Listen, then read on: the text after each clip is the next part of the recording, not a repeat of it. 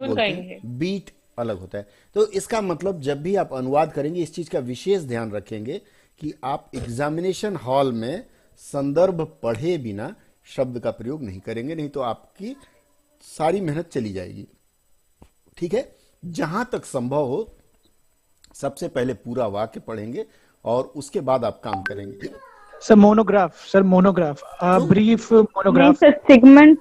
Sir Sigmund Freud होगा। Sigmund Sigmund Freud, Freud देखिए है। यहाँ नाम है ना, ये देखिए सिगमंड मैं फ्रायड है सर। सिगमंड फ्रॉइड है सर। सिगमंड फ्रायड नाम है ना, तो नाम करता होगा, जब नाम नहीं मिलता है तब तो। फ्रायड है ना। ठीक है, स्पीकर सिग्मंड ऑफ करिए। फ्रायड। यहाँ सिगमंड फ्रायड होगा। जब इस वाक्य का आप लोग अनुवाद करने के लिए आगे बढ़ते हैं तो सबसे पहले इसमें क्या आना चाहिए? Sir subject. Sigmund Freud. Subject है, उसके पहले भी कुछ इसमें आएगा। यहाँ आपको शुरुआत ये बिफोर करनी थी, आएगा। बिफोर आना टर्निंग। चाहिए था। पहले जो बिफोर है सर टर्निंग। मैं बताऊं क्या? क्योंकि बिफोर सर मैं टर्निंग, बताऊं। हाँ बिफोर टर्निंग नहीं होगा यहाँ।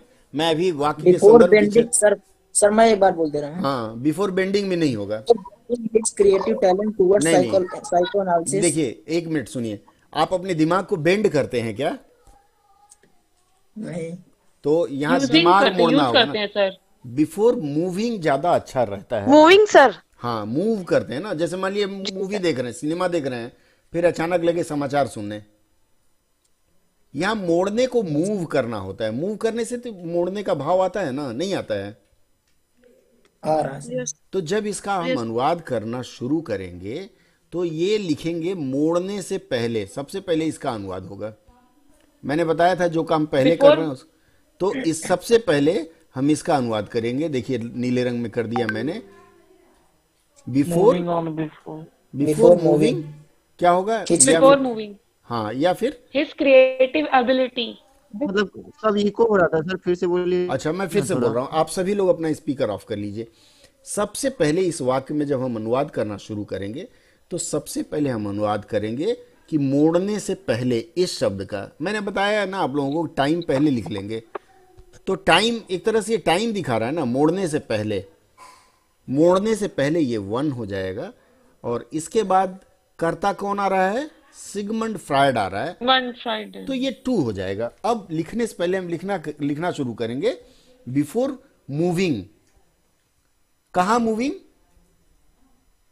अभी सिगमंड इस फ्रायड, क्रिएटिव एबिलिटी। हाँ बिफोर मूविंग क्या चीज? अब प्रश्न करेंगे किसको मोड़ रहा है? तो अपनी Creative talent। रचनात्मक प्रतिभा को। रचनात्मक प्रतिभा को। ये वाला जो वाक्य है ये दूसरे नंबर पे आएगा। क्या होगा इसका? Before moving his before His creative talent। Ability. Creative talent की जरूरत नहीं, Creative क्रिएटिविटी होगा। एबिलिटी। नहीं नहीं, क्रिएटिविटी बस लिख दीजिए ना, ईटी लगा दीजिए, सीटी बीटी, तो वो अपने आप हो जाएगा। बिफोर मूविंग हिज क्रिएटिविटी, रचनात्मक प्रतिभा सर के इसको लिए। क्रिएटिव एबिलिटी नहीं लिख सकते? क्यों, जरूरत क्या है? जब क्रिएटिविटी भी तो एबिलिटी होती है एक तरह की। क्रिएटिविटी ज्यादा अच्छा शब्द है सर। हाँ तो एबिलिटी देखिए, या टैलेंट। देखिए आप अधिक शब्द दे करके वाक्य को भारी मत करिए, फिर वो सुंदरता की सुंदरता भी इन चीजों से बनती बिगड़ती है। तो इसका नहीं जो- सर। क्यों, वाक्य की सुंदरता नहीं बनती बिगड़ती है? ठीक है, तो मैं बता रहा था कि सबसे पहले आप आएंगे, मोड़ने से पहले समय हो गया, बिफोर मूविंग हिज क्रिएटिविटी। या शिफ्टिंग भी आप लिख सकते हैं। ये जो मोड़ने जो शब्द है इसका मैं लिख रहा हूं शिफ्टिंग। यहां शिफ्टिंग का भी आप प्रयोग कर सकते हैं।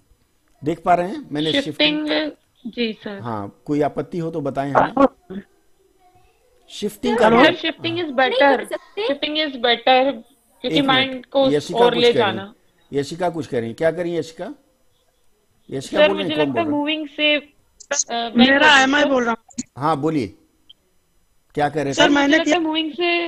एक मिनट बोल लेने दीजिए, ठीक है, बाकी जो नहीं बोल पाए उनको बोलने दीजिए। मूविंग से अच्छा शिफ्टिंग भी लग रहा है। सर जी, शिफ्टिंग जी, मैंने किया। शिफ्टिंग है creative skill towards psycho analysis किया है सर। बहुत सुंदर किया है। तो मैं बता रहा था कि सबसे पहले हम समय का करेंगे, तो मोड़ने से पहले इसका बिफोर लिख दिए। और ये जो मोड़ने का है, यहाँ मैंने पहले आपको सुझाव दिया था मूविंग, और अब मैं सुझाव दे रहा हूं क्या? शिफ्टिंग। अब इसका मैं अनुवाद लिखना शुरू करता हूं, बिफोर शिफ्टिंग। बिफोर शिफ्टिंग क्या?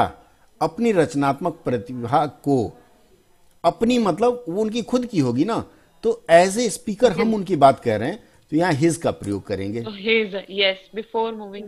अब क्या shifting his? Creativity, CREATIVITY। creativity. कहाँ भेज रहे हैं? तो टुवर्ड्स लगाना सर होगा। आवाज बहुत रुक रुक के आ रही है। रुक रुक आ रही, थोड़ा मौसम खराब है, कई बार जम जाता है।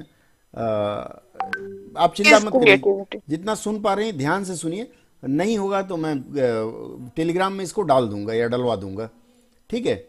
तो मैंने ये बताया before shifting his creativity towards. हाँ आ जाएगा, अब सुनिए ध्यान से सुनिए। मैंने बताया before shifting his creativity towards, कहाँ? मनोविश्लेषण की ओर। मनोविश्लेषण का क्या होता है? Psycho analysis. Psycho analysis. हाँ, साइको एनालिसिस होता है। आप लोगों ने सुना? हाँ,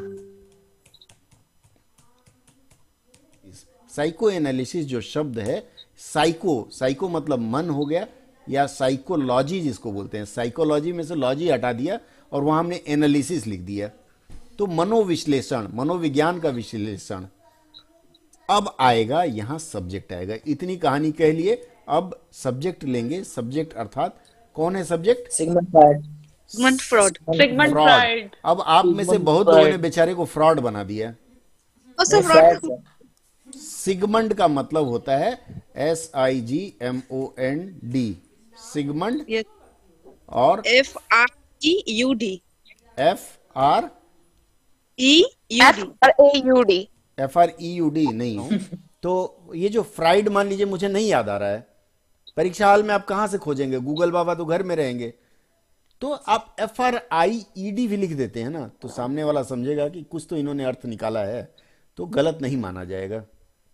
FREUD उसका सही उत्तर है, लेकिन नहीं मिल पाया। मान लीजिए तत्काल मुझे याद नहीं है, ऐसे भी प्रेशर रहता है, तो FRIED या FREID भी अगर इसको लिख देते हैं तब भी चल जाएगा। FREID, ठीक है। अगर ये भी लिख देते हैं तो चल जाएगा।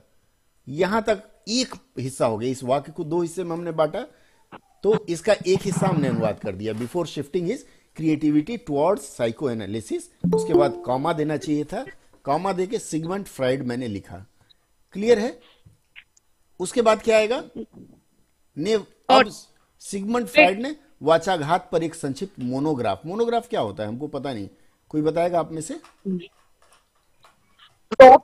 हाँ? सर अफेसिया होता है, अफेसिया। मोनोग्राफ को हम अफेजिया। Aphasia sir. अफेजिया क्या होता है? अफेजिया तो वाचाघात के लिए लिखा जाता है। अफेजिया। चलिए उस शब्द पे हम नहीं पढ़ते हैं। अब आते हैं ABHASIA। हाँ, फ्राइड ने क्या किया? Sigmund Freud road a brief monograph on speech impediment. बिल्कुल बिल्कुल, आपने तो पूरा ही कर दिया। मैं धीरे धीरे आ रहा था। तो सिगमंड फ्राइड ने क्या किया? सबसे पहले सुनिए ध्यान से, एक मिनट मेरी बात सुनिए प्लीज, स्पीकर ऑफ करिए। सिगमंड फ्राइड जो है ये सब्जेक्ट आ गया इस वाक्य का। क्लियर है? सिगमंड फ्राइड हमने सब्जेक्ट दे दिया। अब इसके बाद सब्जेक्ट के बाद क्या आता है? वर्ब आता है। तो सिगमंड फ्राइड ने क्या किया? मोनोग्राम लिखा। रोट होगा सर। लिखा का स्पेलिंग? मोनोग्राफ। रोट का spelling ROTE। WROTE। Very good, आप सबको पता है। रोट। अब क्या लिखा उसने? ऑब्जेक्ट आता है। मैंने बताया सब्जेक्ट, वर्ब एंड ऑब्जेक्ट। क्या लिखा? A brief. ब्रीफ साइकोग्राफ। बक, साइकोग्राफ कहां से आ गया? Monograph. Brief monograph monograph. On speech brief monograph MONOGRAPH। जो अंग्रेजी के शब्द हैं उसको क्यों आप अंग्रेजी का भी अंग्रेजी बना देंगे तो मारेगा हमको अंग्रेज। ठीक है, अंग्रेजी का अंग्रेजी मत करिए। Brief monograph.